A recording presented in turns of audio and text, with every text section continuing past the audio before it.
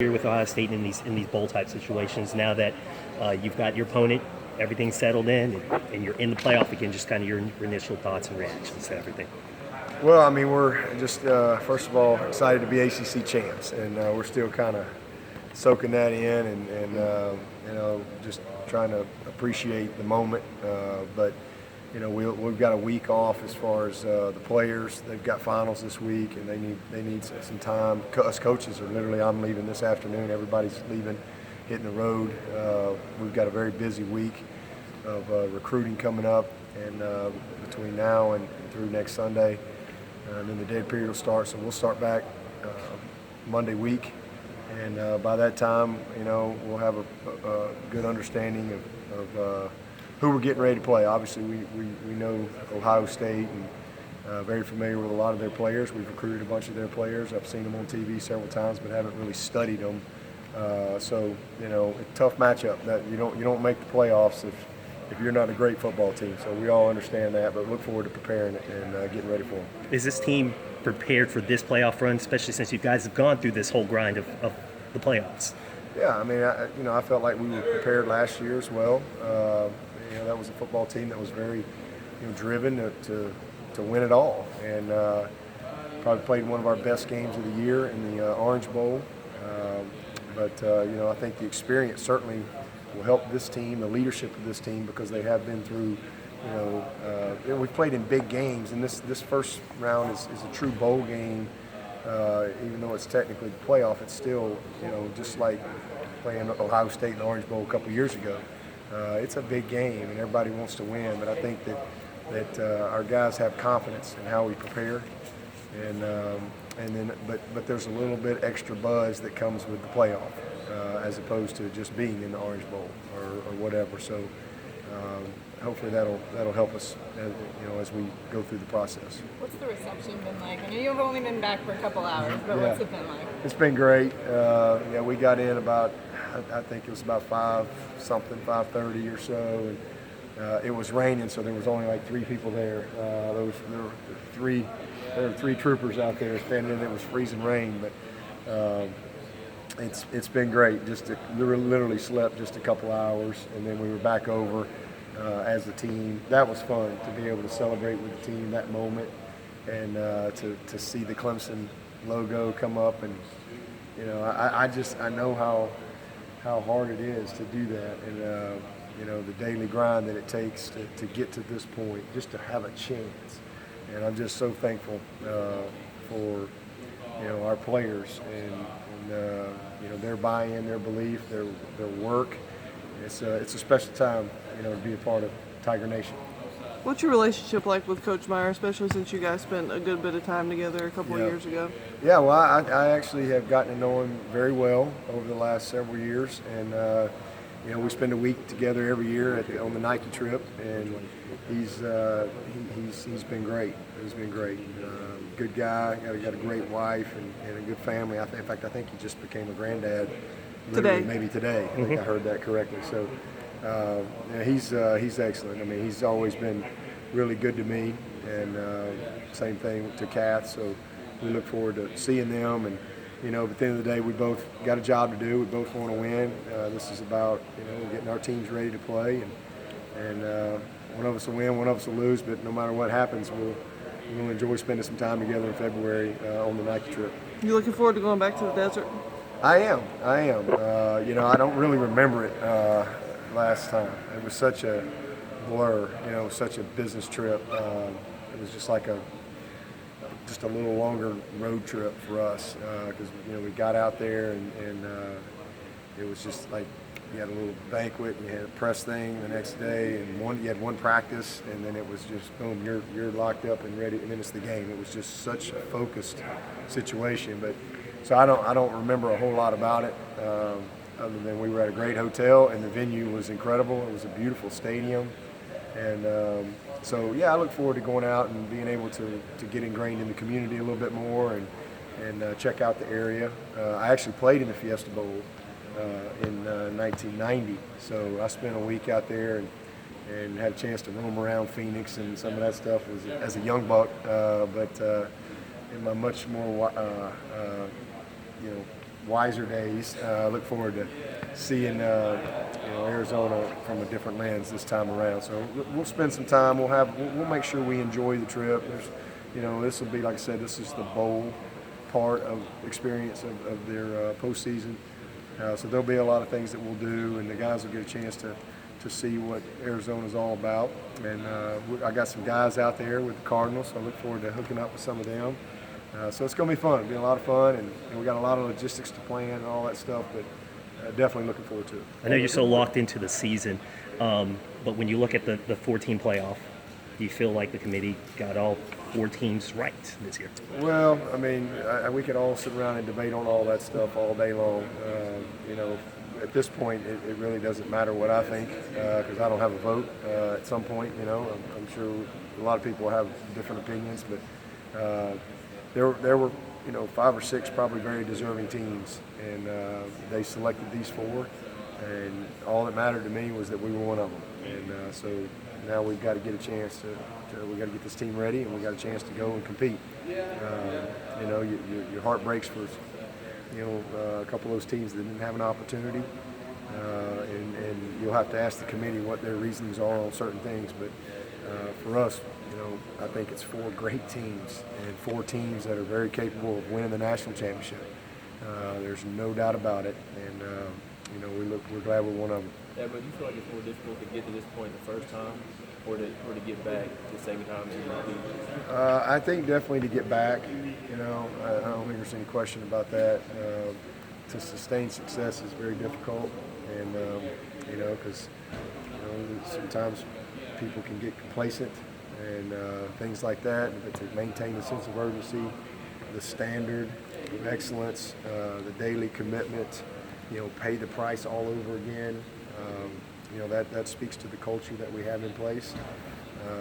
I think last year we were kind of America's team, probably, if you will, and you could feel a lot of energy, a lot of people pulling for the Clemson Tigers, and we were just so driven to do something that hadn't been done in a long time. And we won 14 games, and we came up 1 short. But this team, I think, has a different mindset, a different perspective, because they've been through that journey, and so it's good, but definitely I think harder to do it again. That's why it's been 28 years since Clemson's won the ACC in back-to-back years. 28 years. It's very, very difficult, especially today too. I mean, you're telling me there's 14 teams in this league. It ain't easy, and really proud of our guys for getting it done. You talked about little old Clemson out there when you're addressing a crowd. You guys, you get the benefit of the doubt now on those 5 or 6 teams. You were here when that wasn't necessarily the case. Yeah. How do you feel about that? Well, I think that we've earned that. I don't think there's any question that that's a product of what's happened the last 8 years. That's what happens when you line up and you play the best of the best and you beat them. And that's what's happened here, and the credit goes to our players, for getting that done. We've had a lot of great moments over the last several years, and that's how our brand has changed. Everybody, I think, has a true appreciation for these guys and what we've been able to do. But at the end of the day, I still think people see us as just that little old Clemson school, and you know what, we understand that, and we look forward to playing on the big stage. Like I said last year, we moved into the big nice neighborhood, and some people don't like it, but we're here to stay. Yeah, along those lines, I think this will be the 6th straight postseason game that you guys have played where you've been in the underdog. And you played pretty darn well. Already an underdog? Vegas moves quick, Dabo. But I mean, you guys get a little bit of have lunch or something? You guys get a little something extra out of being able to prove somebody wrong, though. I mean, there's something to kind of going in with a little bit of a chip on your shoulder and knowing you didn't get here by reputation or anything like that. Yeah, wow. Well, I hate to tell you, but and I know, I guess everybody they got to figure all that stuff out, but there are no underdogs in this playoff. Yeah. There ain't no underdog, no such thing. These are 4 teams, like I said, that all can win the national championship, without a doubt. So, somebody may pick sides, and eventually y'all will have to pick who you think is going to win. But there's no underdogs. these are 4 great football teams. You see a lot of yourselves in what Ohio State does. I mean, kind of that mobile quarterback thing. Oh, very yeah. Tough physical defense. Very good coach team. Yeah, very, very similar, no question. It was that way a couple years ago, when they had Braxton Miller. Very, very similar in a lot of ways. Well said. When you go on to next year and you lose guys like Watson, Scott, Williams, Leggett, Boulware, Tanks, you're going to have a group of sophomores right now are 26-2. They've never known anything but prosperity. How do you keep this thing going when you lose guys every year, but that's a heck of a group that'll be on. Yeah, well, I mean, we lost 7 guys on defense last year. I think 6 of them are playing in the NFL. So, it's just the way it is every year. That you keep it going by starting over every year, and reinstilling your program, the core values, making sure that there's a high level of accountability and discipline. You don't lose sight of the little things, that's the main thing. In developing those, recruiting those guys, and developing those guys. So when guys do leave, you have guys ready to step up and assume that role. You're going to have great players. That's just the nature of college football. But to sustain success, you've got to build a culture, nurture it, and you do that through discipline, graduation, recruiting, making sure that you got the right people, and then that you develop those people. Did you have to kind of tweak how you wanted to approach this year at all? I mean, last year, obviously, every step was sort of a new experience for a lot of these guys. And then kind of getting back and trying to do it all over again and climb it again. Was it different as a coach? No, it wasn't. We really took the same approach all year long. And that is just, every week is a championship game. Trust me, it's going to matter in December, in November. What you do in September, what you do in October, it matters. And if we lost to Troy, if we lost to Auburn, if we lost to whoever along the way, we're not sitting here. We could have finished however we wanted to. Every week is a playoff game. Every week is the biggest game of the year. And if you don't have that mindset, you're never going to be consistent. You're going to be up and down as a program. So the approach was exactly the same. Let's just put everything we got into this game. We didn't prepare. I promise you, we didn't prepare any different for Virginia Tech than we did South Carolina State. No different. So we're just very consistent in that, and I think that resonates with our players. We don't talk about other opponents. We just stay locked in on what we're doing, and then when we get the result, we learn from it and we move on. And we truly do that. That's the approach, and that hasn't changed. Do you have a message for any last-minute Heisman voters out there? Well, I mean, Deshaun Watson is the best player. He might not have been the best player in September, but he's been the best player in October, November, and December. And the stats will bear that out. But what he's done, he led his team. It's incredible. And, and listen, Lamar's a great player too, but one head-to-head.